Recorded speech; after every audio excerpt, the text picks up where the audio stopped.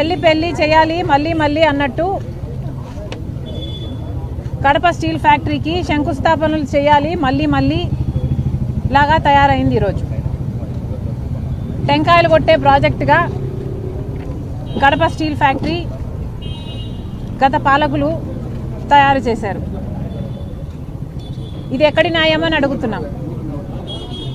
ఈ project take ఆఫే కాదా? ఇది కేవలం శంకుస్థాపనలు చేయడానికి మాత్రమే ఈ ప్రాజెక్టు పేరును వాడుకుంటున్నారు నాయకులు. టెంకాయలు కొట్టడానికి మాత్రమే ఈ ప్రాజెక్టును వాడుకుంటున్నారు.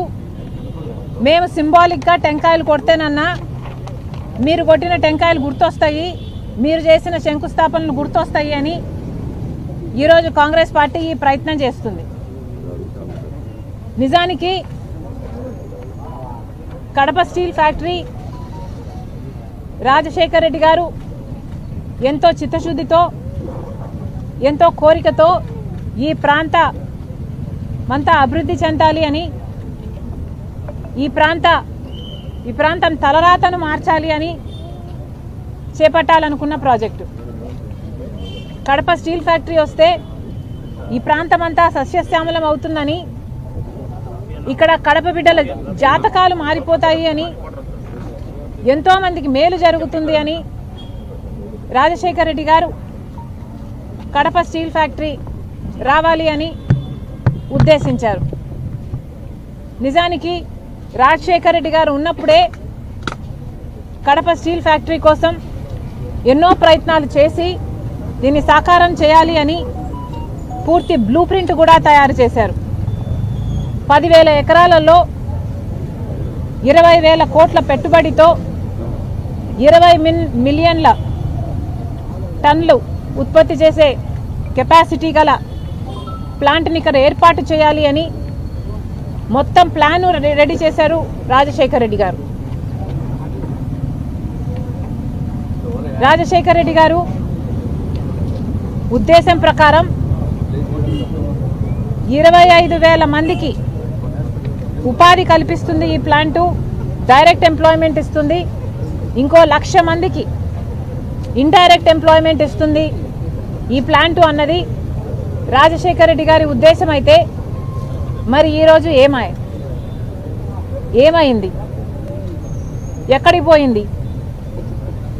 అంత గొప్ప ప్రణాళిక తర్వాత వచ్చిన నాయకుల చేతుల్లో నాశనం అయిపోయింది కదా. రాజశేఖర్ రెడ్డి గారు శంకుస్థాపన చేసింది ఆయన అధికారంలో ఉన్నప్పుడు. 2008లో అయితే ఆ తర్వాత కాలంలో రాష్ట్ర విభజన జరిగినప్పుడు కడప స్టీల్ ఫ్యాక్టరీ తప్పనిసరిగా కట్టాల్సిన ఫ్యాక్టరీ.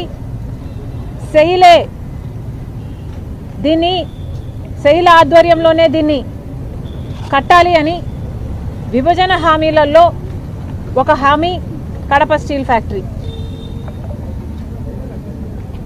2014లో కాంగ్రెస్ పార్టీ అధికారంలోకి వచ్చుంటే కడప స్టీల్ ఫ్యాక్టరీ ఈ పార్టీకి పూర్తి కూడా అయిపోయేది. కానీ దురదృష్టం కొద్దీ 2014లో కాంగ్రెస్ పార్టీ అధికారంలోకి రాలేదు కేంద్రంలో, కాబట్టి మనకి ప్రత్యేక హోదా రాలేదు. దాంతోపాటు ఏ ఒక్క విభజన హక్కు కూడా మనకు రాలేదు. దాంతోపాటు కడప స్టీల్ ఫ్యాక్టరీ కూడా రాకుండా పోయింది. 2014లోనే కడప స్టీల్ ఫ్యాక్టరీ అయినా ప్రత్యేక హోదా అయినా ఇవన్నీ కూడా సాకారం అవ్వాల్సి ఉంటే బీజేపీ పార్టీ పుణ్యమా అని 2014లో అధికారంలోకి వచ్చారు. అప్పటి నుంచి ఇప్పటి వరకు కూడా ఒక్కటంటే ఒక్క విభజన హామీ కూడా బీజేపీ పార్టీ ఆంధ్ర రాష్ట్రానికి నెరవేర్చలేదు. ఇది అహంకారం